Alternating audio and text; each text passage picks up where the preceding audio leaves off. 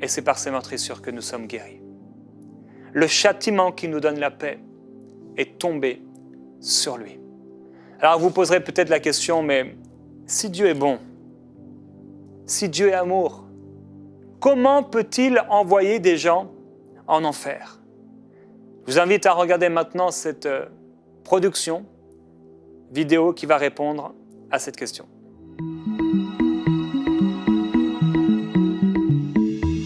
La Bible dit que Dieu et le ciel sont saints.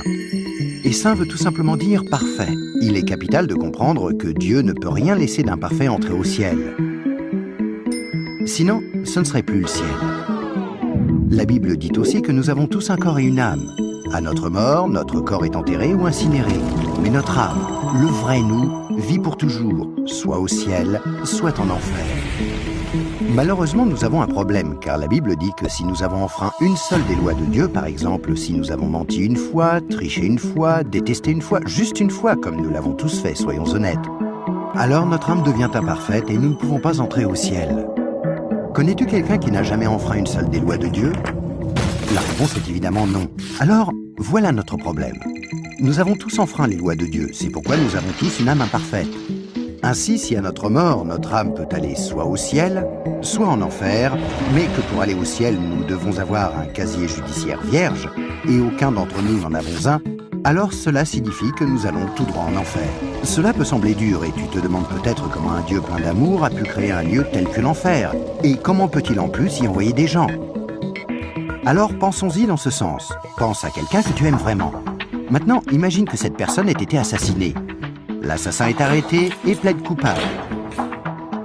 Mais tu es horrifié lorsque le juge dit « C'est très mal ce que vous avez fait. Mais parce que je suis un juge plein d'amour, je vais vous faire relâcher. » Tu serais très fâché, n'est-ce pas? Pourquoi? Parce que tu sais que lorsque quelqu'un enfreint la loi, il doit être puni. Sinon, il n'y a pas de justice. Donc l'enfer n'est pas une question d'amour, mais de justice. Examinons 3 questions pour comprendre pourquoi il y a ce lieu qui s'appelle l'enfer. As-tu déjà menti une fois dans ta vie? La réponse est sûrement oui, même si ce n'est qu'un petit mensonge. Si tu as menti une seule fois, alors tu es coupable de mensonge. As-tu déjà pris quelque chose qui ne t'appartient pas? Par exemple, es-tu déjà arrivé en retard au travail ou es-tu déjà parti trop tôt en étant quand même payé? As-tu déjà utilisé le téléphone du patron ou la photocopieuse sans demander la permission ou ramené un stylo du bureau à la maison? Tout ceci, bien sûr, est du vol. La plupart des gens ont pris quelque chose qui ne leur appartient pas, ce qui les rend coupables de vol. Penses-tu que Dieu va laisser un groupe de voleurs menteurs comme nous aller au ciel? C'est peu probable, car s'il le faisait, il serait comme le juge injuste qui n'a pas condamné l'assassin de la personne que tu aimais. Il n'y a pas 36 solutions. Mais beaucoup diront « Attends un peu, je suis quelqu'un de bien ». Et il y a une grande différence entre le mensonge, le vol et le meurtre. Or, je n'ai jamais tué personne. Mais ce qui est intéressant, c'est la façon dont Jésus a redéfini le mot meurtre. Il a dit « Si vous avez détesté quelqu'un dans votre cœur, vous l'avez tué dans votre cœur ». Alors, voici la dernière question. As-tu déjà détesté quelqu'un? La vérité, c'est que la plupart des gens ont déjà ressenti de la colère ou de la haine vis-à-vis des autres. Ce qui, selon Dieu, nous rend coupables de meurtre. Voilà la mauvaise nouvelle. Afin qu'il y ait une justice, il faut qu'il y ait un endroit comme l'enfer. Mais voici la bonne nouvelle. Et c'est là que Jésus entre en jeu. Ce qui distingue Jésus du reste du monde, c'est qu'il est parfait. Contrairement à nous, il n'a enfreint aucune des lois de Dieu. C'est pourquoi il a un casier judiciaire vierge, une âme parfaite. Imagine la scène avant que Jésus ne vienne sur terre, il y a 2000 ans. Jésus a regardé dans l'avenir et t'a vu ici aujourd'hui. Il s'est tourné vers Dieu, son Père, et lui a demandé « Père, j'aime les gens de ce monde et je ne veux pas qu'ils aillent en enfer pour avoir enfreint tes lois. Existe-t-il un moyen pour qu'ils soient pardonnés ?» Dieu le Père a regardé son Fils et a dit « Jésus, il n'y a qu'un moyen. Tu devras aller sur terre, devenir un être humain et vivre une vie parfaite. Puis tu mourras d'une mort cruelle sur une croix pour prendre la punition que les gens du monde méritent pour avoir enfreint mes lois. Quand tu auras fait ceci, le jour où ils te demanderont d'échanger leur casier judiciaire avec ton casier judiciaire parfait, alors il leur sera possible d'être pardonnés. Jésus a accepté volontairement, et il y a 2000 ans, il est venu pour donner sa vie pour nous, pour payer le prix de toutes les lois de Dieu que nous avons enfreintes. Or, il n'y a pas de plus grand amour que lorsque quelqu'un donne sa vie pour nous. Mais il y a encore autre chose que nous devons faire pour être pardonnés. Il y a 3 événements principaux dans la vie de chacun. La naissance et la mort, mais nous n'avons aucun contrôle là-dessus. Mais il y a aussi le 3e, le jour où nous demandons à Jésus de nous pardonner, quand nous lui demandons de nous donner son casier judiciaire vierge.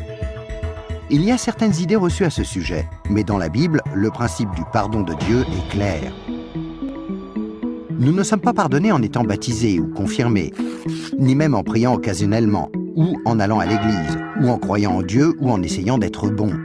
Ce sont toutes de bonnes choses, mais aucune ne nous accorde le pardon. Jésus a dit qu'il y a 2 choses que nous devons faire pour être pardonnés.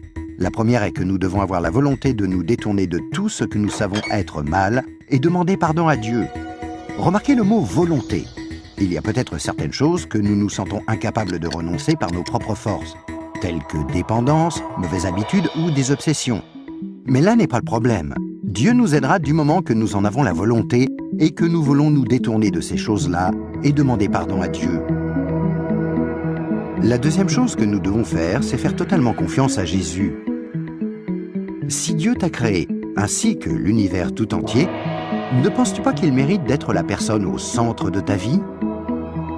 Faire totalement confiance, c'est reconnaître que Jésus est ton sauveur et accepter de le suivre. Quand tu es né, c'est comme si Dieu avait ouvert un livre sur ta vie. Maintenant, garde en tête que Dieu voit tout ce que tu fais. Il connaît chaque attitude, chaque pensée, chaque motif et chaque action. À chaque fois que nous brisons juste une des lois de Dieu, c'est écrit dans ce livre. Tu imagines bien qu'à la fin de nos vies, il y a toute une bibliothèque de livres contre nous. Mais quand tu te tournes vers Jésus et que tu lui fais confiance, il se passe quelque chose d'incroyable. C'est comme si Jésus prenait ton livre et se tenait en haut d'une falaise et déchirait toutes les pages. Le casier judiciaire entier de tout ce que tu as fait de mal et les jeter dans la mer la plus profonde. Il promet de ne plus jamais se rappeler de toutes ces choses. Jésus prend ensuite une copie de son casier judiciaire vierge que tu lui as demandé de te donner et il la glisse entre les 2 couvertures du livre où ton nom est inscrit. Ce nouveau livre est gardé précieusement au ciel. Le miracle est que l'on ne touche plus à ton livre à partir du moment où tu demandes à Jésus de te pardonner et jusqu'à ta mort. Même si tu fais des erreurs et brises encore les lois de Dieu. Devenir un chrétien ne te rend pas parfait sur le coup, et tu ne peux pas non plus dire une prière rapide et ensuite retourner à ton ancienne manière de vivre. Rappelle-toi, Dieu t'a pardonné pour toujours quand tu lui as demandé le casier judiciaire vierge de Jésus.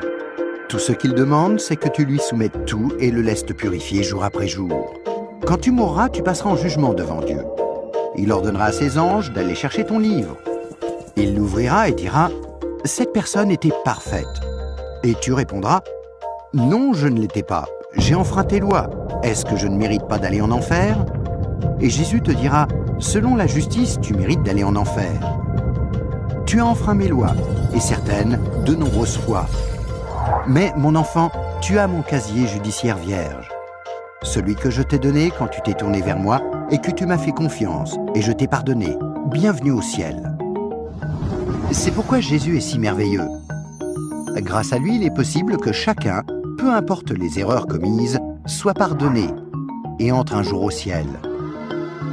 Imagine que tu ne te sois jamais tourné vers Jésus.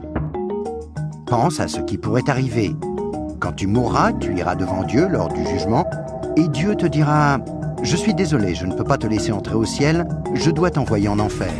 Tu ne m'as jamais demandé de te pardonner. Je t'aimais tellement que j'ai tenté par 6 façons différentes d'attirer ton attention. Premièrement, je suis mort sur la croix pour prendre sur moi ta punition. Deuxièmement, quelqu'un t'a expliqué d'une manière simple que tu pouvais être pardonné. Troisièmement, il y avait des églises à travers le monde. Certaines étaient bonnes, d'autres moins bonnes. Tu aurais pu trouver les bonnes. Quatrièmement, je t'ai donné une conscience pour que tu distingues le bien du mal. Cinquièmement, j'ai créé un monde si beau. Comment as-tu pu ignorer ma présence? Et sixièmement, je suis ressuscité des morts, afin de prouver que je suis Dieu, et que tout ce que j'ai dit était vrai. Mais tu n'as encore rien fait. Je suis désolé, je ne peux pas te laisser entrer au ciel. Je dois t'envoyer en enfer. Et toi, si tu meurs ce soir, où iras-tu? Rappelle-toi, pour entrer au ciel, il faut un casier judiciaire vierge, que tu ne peux avoir sans avoir demandé à Jésus de te donner le sien. Afin de recevoir ce don gratuit, tu dois faire seulement 2 choses. Tout d'abord, tu dois vouloir te détourner de tout ce qui est mauvais dans ta vie et demander pardon à Jésus. Et deuxièmement, tu dois faire totalement confiance à Jésus.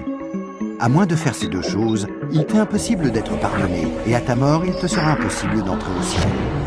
Ce qui est affreusement triste, parce que c'est la raison pour laquelle Jésus est mort pour toi.